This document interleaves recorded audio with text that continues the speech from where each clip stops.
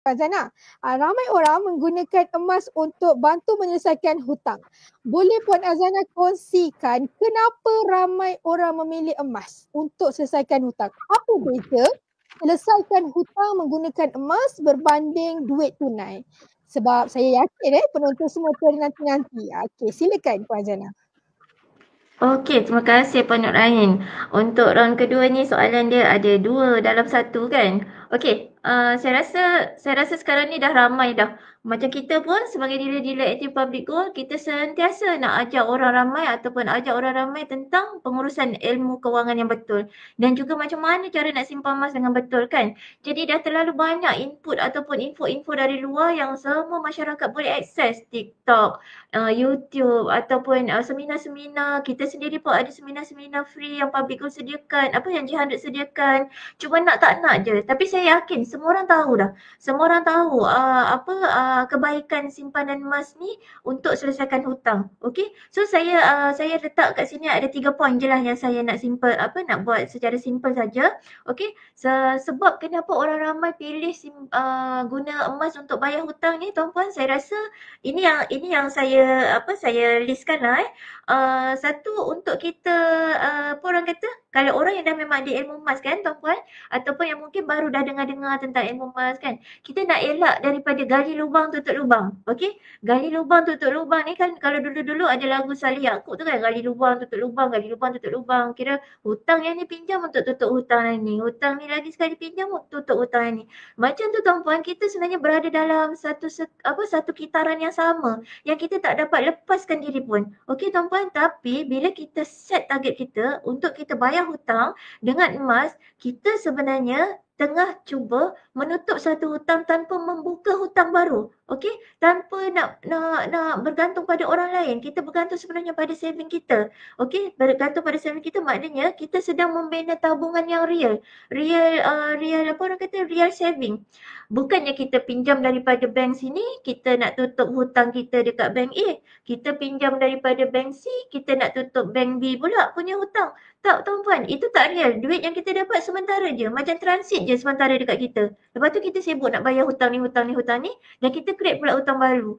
Okey, yang orang kata buat labs saya tak tahulah term-term yang sekarang ni yang orang-orang yang selalu buat loan gunakan ni kan.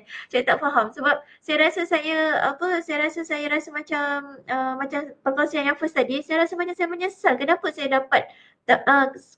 lambat tahu. Kalau saya tahu ni dah lama dah saya jelaskan hutang dan simpanan lebihan tu, duit lebihan yang saya dah selesai hutang saya tu saya boleh gandakan dalam bentuk emas. Maksudnya simpan emas kan. Tapi tak apalah, at least kita tahu kan tuan-puan. So saya pun tahu tuan-puan yang dah dengar-dengar ni tak payah berfikir panjang tuan-puan. Terus saja simpan emas, terus je letak target. Sekiranya ada hutang, terus je cuba untuk bayar hutang tuan-puan dengan emas. Okey? So itu satulah untuk kita bantu diri kita keluar daripada kitaran hutang tu sendiri dan kita tak bina hutang baru. Okey? Yang kedua tuan-puan adalah untuk kita tangguhkan diri kita sendiri ni, kepuasan diri kita. Apa orang kata, orang kampung saya kata delay gratification. Okey? Delay gratification supaya kita adakan satu for saving untuk long term yang bukannya kita kata hari ni kita simpan emas untuk kita nak jual, nak bayar hutang. Tak tuan-puan. Kita simpan untuk long term dan kita kemudiankan dahulu kehendak diri kita ni sampai kita capai target. Berapa gram yang kita nak? Berapa gram yang kita nak? Simpan sikit-sikit, tak kisahlah simpan dapat sebulan RM100 ke RM200 ke, simpan sikit-sikit. Dalam masa yang sama, hutang yang kita ada tu kita tetap bayar tuan-puan. Sebab kata mentor, hutang tetap kena bayar. Kita tak bolehlah nak skip bayar hutang tu, tetap kena bayar. Tapi duit lebihan yang kita ada, at least 10% daripada gaji kita, kita simpan dalam bentuk emas. Okey? Selepas kita dah selesaikan kita punya dana kecemasan, at least 1 tahun gaji kita. Okey, 10% yang itu kita simpan. Okey, simpan dalam bentuk emas. Okey, so kita simpan duit sikit-sikit untuk long term dan tetapkan target kita untuk hutang. Okey, jelas tuan-puan? Yang ketiga adalah kita dapat tukar kebocoran wang kita kepada simpanan emas. Sebab bila kita simpan emas tuan-puan, kita sebenarnya tengah simpan nilai. Duit kita tu kita bekukan dan kita akan rasa macam alah susahlah nak jual, lambat macam sayanglah nak kena pergi situlah ataupun macam-macam lah. Kita rasa macam tak semudah kita nak mencocok duit ataupun kita nak transfer duit ataupun kita QR duit. Tak semudah itu tuan-puan kan. Sebab kadang-kadang kalau emas fizikal kat tangan, kita rasa macam nak kena pergi pergi ke brunch dan sebagainya tu macam ada rasa renyah sikit. Pada saya lah.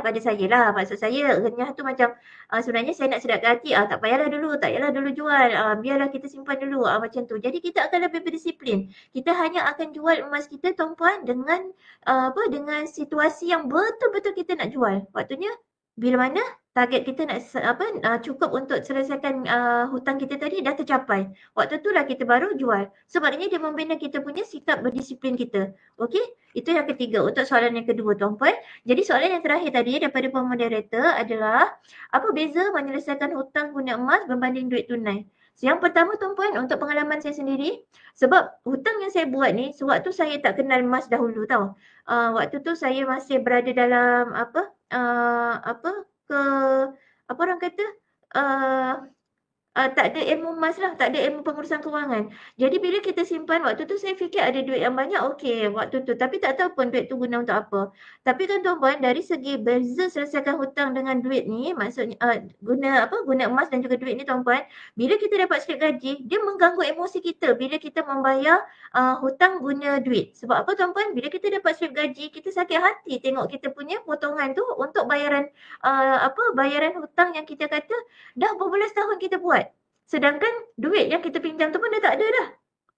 Lagi-lagi bab personal loan. Kalau rumah tu okeylah kita nampaklah rumah tu ada. Kalau personal loan tuan-puan, duit tu dah tak ada tapi slip gaji, nilai duit hutang kita tu masih ada dalam slip gaji kita tu. Itu yang buat emosi saya terganggu. Sebab tu kalau perasan tuan-puan dekat copywriting tu saya sakit hati tengok slip gaji saya kan. Sebab saya kata kalau lah sebanyak ini aku boleh bayar hutang, jadi sebanyak ini jugalah aku sepatutnya simpan tuan-puan. Kalau saya konsisten boleh bayar hutang yang dipotong tiap bulan daripada gaji, macam tu jugalah sepatutnya saya kena simpan setiap bulan tuan-puan. Jadi saya geram, jadi saya letakkan target tu. Jadi saya tak ada emosi saya terganggu bila saya tengok slip gaji. Dan satu lagi tuan-puan, bezanya bila kita bayar itu tadi satu beza bila kita bayar duit. Dia mengganggu emosi kita. Dan satu lagi yang utama, bila kita bayar dengan emas ni tuan-puan, selesai satu burden yang ada dekat bahu kita ni, bila selesai je kita punya hutang tu tuan-puan, dalam masa yang sama dia sebenarnya sedang membina habit kita untuk tidak boros. Sebab apa? Sebab dalam masa yang sama bila kita letakkan target tadi, kita kan menyimpan kan. Kita dah jadi ada satu rutin baru yang kita bina. Simpan sebab ada duit lebihan tadi kan. Duit lebihan daripada hutang yang kita dah tutup tadi kan. Lepas tu kita konsisten simpan. Lepas tu sebab kita ada target nak bayar hutang seterusnya. Jadi ada duit lebih lagi. Jadi kita simpan. Jadi sebenarnya tuan-puan, kita rasa kita tak berduit dah. Sebab duit kita yang kita ada lebih tu kita simpan dalam emas. Jadi dalam masa sama kita susah dah nak bocorkan duit kita sendiri. Sebab kita dah ada saving yang banyak dah tuan-puan. Okey? Sebab apa kita tahu kita ada beberapa lagi hutang yang kita nak selesaikan. Sebab kita bukan nak selesaikan satu hutang saja. Kita nak financial tuan-puan. Financial freedom. Kita nak bebas hutang yang kita tak nak ada terikat dengan mana-mana. Okey? Jelas tuan-puan?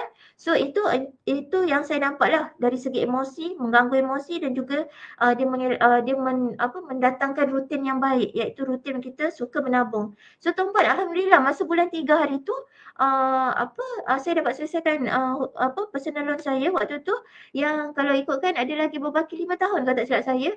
Lepas tu saya rasa macam rupanya simpanan emas aku dah cukup dah nak bayar hutang ni. Saya rasa masa tu ya Allah tuan-puan, waktu bulan Ramadan saya rasa happy betul saya dapat selesaikan hutang. Kenapalah tak buat daripada dulu. So tuan-puan, saya rasa itu sangat-sangat membantu saya. Sebab lepas ni saya tengok slip gaji saya dah tak sakit hati dah. Saya tengok slip gaji saya kata inilah saving lebihan saya yang saya boleh simpan untuk saya punya dana kecemasan. Tak kisahlah harga emas naik ke, harga emas turun ke, saya boleh simpan dah sebab saya ada lebihan duit. Okey? So itu yang apa yang saya rasa lah. Okey? Apa lagi saya rasa nak share tadi, saya rasa paling penting emosi lah tuan-puan. Emosi, dan satu lagi dia akan mendidik juga sifat kita ni berdisiplin untuk kita capai target kita. Apa-apa pun tuan-puan, berapa banyak hutang yang tuan-puan ada, dengan bantuan yang tuan-puan dengan bantuan tulisan tuan mentor dekat buku misi bebas hutang. Lepas tu tuan-puan set target, tuan-puan, insya-Allah tuan-puan, target tu niat kita nak bebas daripada hutang. Sebab Allah pun sebut dalam Al-Quran, hutang ni sangat panjang dihuraikan disebutkan dalam surah Al-Baqarah. Jadi kita tak nak ada terikat dengan hutang. Jadi sebaiknya kalau kita as a Muslim tuan-puan ataupun ikut agama lain pun kalau boleh kita memang tak nak ada hutang dah. Okey, kita pergi nanti pun dengan keadaan yang kita bebas daripada hutang. So tak ada apa-apa pertanyaan berkaitan hutang waktu kita dah tak ada nanti. Okey.